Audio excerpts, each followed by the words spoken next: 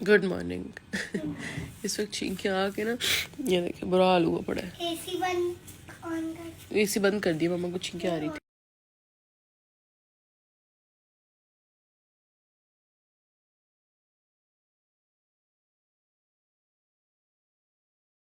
आज जी यहाँ मसरूफ़ है, पेंट सारा हो गया है। अब केबिन्स के अंदर ये जो शीट्स होती हैं कटनी हैं और काटना सबसे मुश्किल। मान बेटा जैसे ऊपर चढ़ी थी ना वैसे ही उतर जाओ।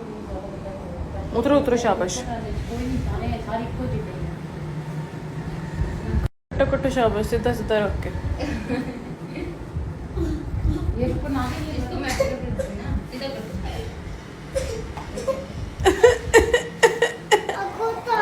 खुद उतारूं?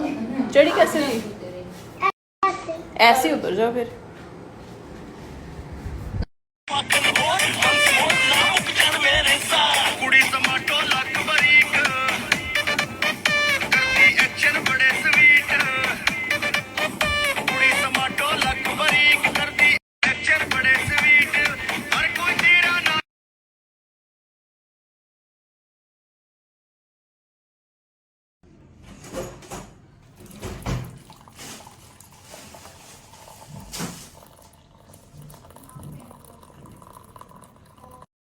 मुझे बताओ, दोस्त ये दोस्त है आपके? हाँ जी। अच्छा, दोस्त या फिर पैसा?